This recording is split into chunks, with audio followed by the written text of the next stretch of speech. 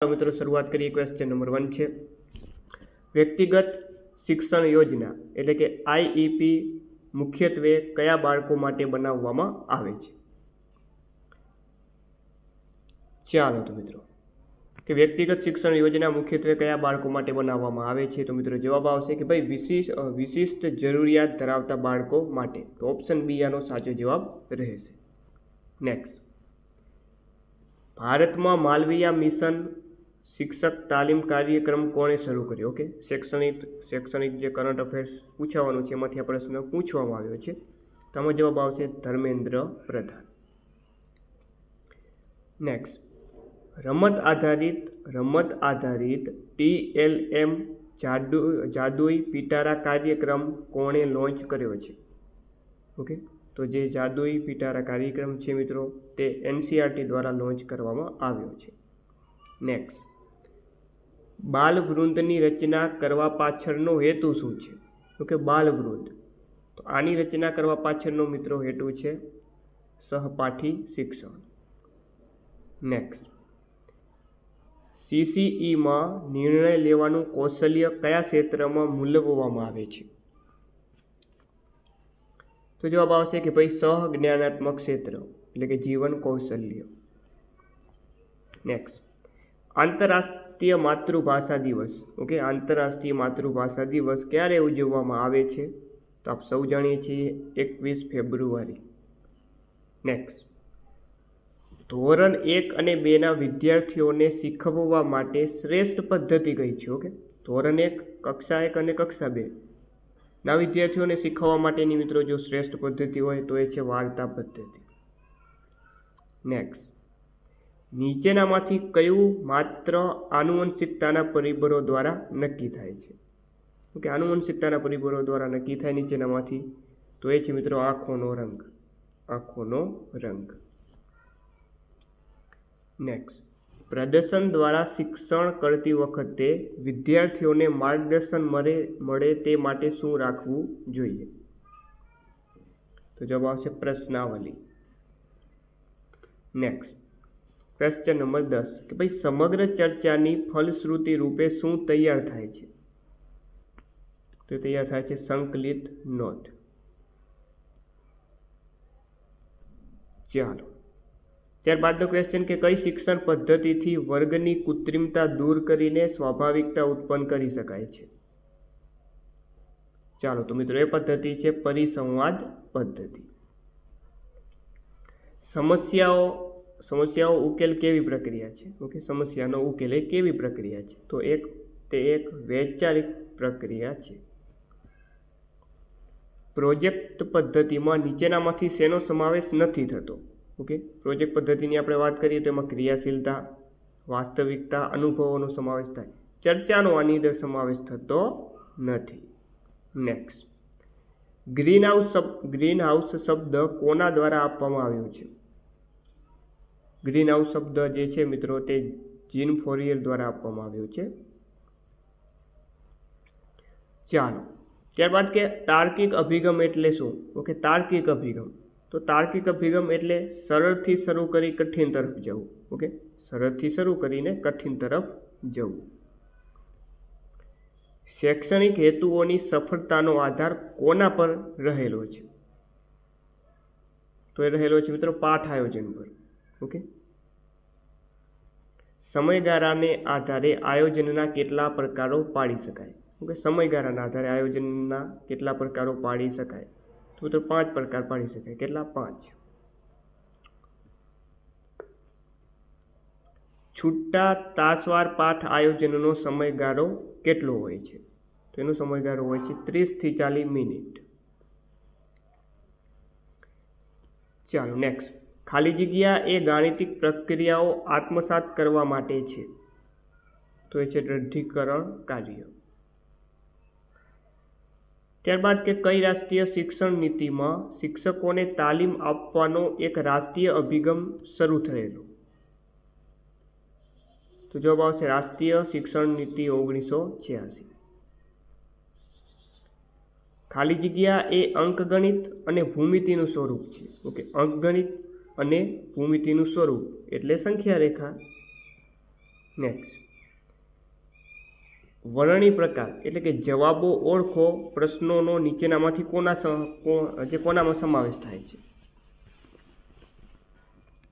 તો એનો સમાવેશ જે છે નિશ્ચિત ઉત્તર પ્રશ્નો, વસ્તુલક્ષી કસોટીઓ, ઓકે, અનાત્મલક્ષી કસોટીઓ, આ તમામ આવે. એટલે ફાઇનલ જવાબ આવે ઓપ્શન ડી આપેલ તમામ.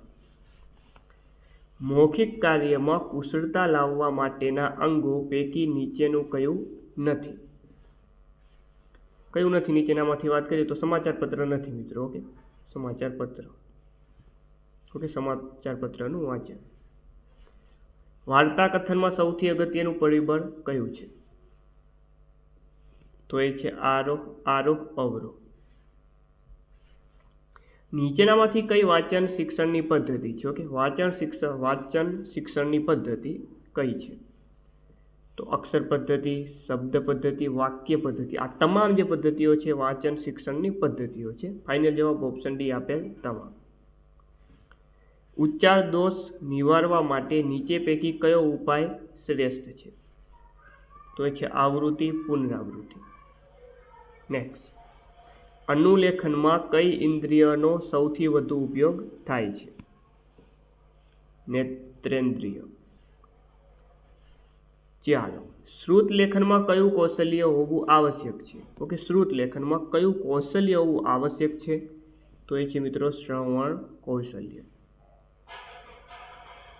બાલવાટિકા અને વિદ્યા પ્રવેશ અભિગમના પ્રારંભ બાદ કયા વર્ષથી પ્રજ્ઞા અભિગમનો નવો અભ્યાસક્રમ રચવામાં આવ્યો? મિત્રો વર્ષ 2024થી. પ્રજ્ઞા અધ્યયન સંપુટ ગણિત ધોરણ 1 પ્રથમ સત્રમાં કુલ કેટલા એકમો આપેલા છે? 6. ચાલો, પ્રજ્ઞા અધ્યયન સંપુટ ગણિત ધોરણ 1માં બાળકોને 1 થી 9 સુધીની સંખ્યાઓ શીખવતા એકમમાં કોને ધ્યાનમાં લેવાયા છે? તેમાં મિત્રો ધ્યાનમાં લેવામાં આવ્યા છે પક્ષીઓને ધ્યાનમાં લેવામાં આવ્યા છે. ઓકે, તો ગણિત વિષય વસ્તુમાંથી આવો પ્રશ્ન પૂછવામાં આવશે મિત્રો. નેક્સ્ટ, ધોરણ 1ના બાળકોને ગણિતમાં 1 થી 9 સંખ્યાઓ શીખવવા માટે કયા પક્ષીનું અભિનય ગીત ગવડાવવામાં આવે છે? ઓકે, મોસ્ટ ટાઈમ બી પ્રશ્ન છે. જવાબ આવશે મિત્રો કબૂતર. સર્કસ બાળ ગીતમાં કઈ સંખ્યાઓ શીખવવાનો ઉલ્લેખ ધોરણ 1ની ગણિતમાં કરેલો છે? ઓકે, સર્કસ બાળ ગીતમાં કઈ સંખ્યાઓ શીખવવાનો ઉલ્લેખ ધોરણ 1ની ગણિતનું જે પાઠ્યપુસ્તકમાં કરેલો છે? તો જવાબ આવે 11 થી 20. ઇલ્લીજ એ શું છે? એક પ્રકારનું શું છે? દાતરડું છે. વીવર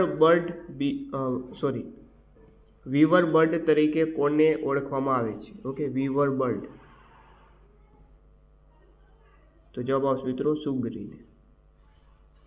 નીચેનામાંથી કોણે સૂકાપણનો ઉપયોગ કરીને સુંદર ચિત્રોનું નિર્માણ કર્યું હતું? જવાબ આવે વિષ્ણુ ચિંસાલકરે. લુઈસ બ્રેઇલની આંખોની દ્રષ્ટિ જવાનું મુખ્ય કારણ શું હતું? તેનું કારણ હતું અણીદાર સાધન આંખમાં વાગતા. ભવિષ્યવાણી, પૂર્વધારણાઓ અને અનુમાનો કરવા એ ઈવીએસના કયા મૂલ્યાંકનમાં આવે છે? ચાલો મિત્રો, તો સાચો જવાબ આવશે ઓપ્શન સી વિશ્લેષણ. વાત કરીએ ધોરણ 5 ગુજરાતી પાઠ્યપુસ્તકનું નામ શું છે? કેકારવ. ચાલો, સદંડી મૂળાક્ષરના જોડાક્ષર કયા ધોરણમાં શીખવવાના હોય છે? ધોરણ 2માં. નેક્સ્ટ, ધોરણ 3 ગુજરાતી પાઠ્યપુસ્તકના એકમો મોટે ભાગે કઈ પ્રવૃત્તિથી પૂર્ણ થાય છે? ઓકે, ધોરણ 3નું જે ગુજરાતીનું પાઠ્યપુસ્તક આપેલું છે એમાં જે એકમો છે એ કઈ પ્રવૃત્તિથી પૂર્ણ થાય છે? ચાલો હસી એની પ્રવૃત્તિથી. ધોરણ 3 થી 5માં દરેક એકમની શરૂઆત એક ગીતથી થાય છે. ધોરણ 4માં ગીતને ખાલી જગ્યા અને ધોરણ 5માં ગીતને ખાલી જગ્યા નામ આપવામાં આવ્યું છે. તો ધોરણ 4માં જે ગીતને મિત્રો નામ આપવામાં આવ્યું છે ગીતડું અને ધોરણ 5માં ગીતિકા એવું નામ આપવામાં આવ્યું છે. એટલે ઓપ્શન બી સાચો જવાબ બનશે. નેક્સ્ટ, કોઈ બાળક આપેલા શબ્દોનો ઉપયોગ કરી અર્થપૂર્ણ વાક્ય બનાવે તો તે બાળકે કઈ અધ્યયન નિષ્પત્તિ પ્રાપ્ત કરી કહેવાય? અભિવ્યક્તિ. નીચેનામાંથી કયું પ્રાણી ઉભયજીવી છે? ઉભયજીવી કયું છે નીચેનામાંથી? વાત કરીએ જોતાની સાથે ખબર પડે. કાચબો. ઓકે, પાણી જમીન બંને પર રહી શકે. આકાશમાં ઉડનારા પ્રાણીઓને ખાલી જગ્યા કહે છે. કે પર્યાવરણના પાઠ્યપુસ્તકમાં બધું આપેલું છે. આકાશમાં ઉડનારા પ્રાણીઓને કહેવામાં આવે ખેચર પ્રાણીઓ. ઈસવીસન 1974માં થયેલ ચિપકો આંદોલન કયા સ્થળે થયું હતું? એટલે કે કયા રાજ્યમાં થયું હતું? ઉત્તરાખંડ. સાચો જવાબ. શિશુ અવસ્થામાં ખાલી જગ્યા ઓળખવા માટે ક્રાઇબોગ્રામનો ઉપયોગ થાય છે. ઓકે, શિશુ અવસ્થામાં ખાલી જગ્યા ઓળખવા માટે ક્રાઇબોગ્રામનો ઉપયોગ થાય છે. જવાબ આવશે શ્રવણ શ્રુતિ. વ્યક્તિ કયા પ્રકારની વિશિષ્ટ શક્તિઓ ધરાવે છે તે નક્કી કરવા કઈ કસોટીઓનો ઉપયોગ થાય છે? અભિયોગ્યતા. ચાલો, અક્ષમતાવાળા બાળકોને ઇન્દ્રિયો દ્વારા શિક્ષણની હિમાયત કોણે કરી હતી? તો હિમાયત મિત્રો કરવામાં આવી હતી મારિયા મોન્ટેસરી દ્વારા. ક્વેશ્ચન નંબર 50 છે કે નીચેના પૈકી કઈ ઉચ્ચ કક્ષાની માનસિક પ્રક્રિયા નથી? ઓકે, તો વાત કરીએ આમાં તો વર્ગીકરણ કરવું. ઓકે, વર્ગીકરણ કરવું ઉચ્ચ કક્ષાની માનસિક પ્રક્રિયા નથી. ચાલો તો મિત્રો, આ હતા આપણા મોસ્ટ ટાઈમ 50 પ્રશ્ન.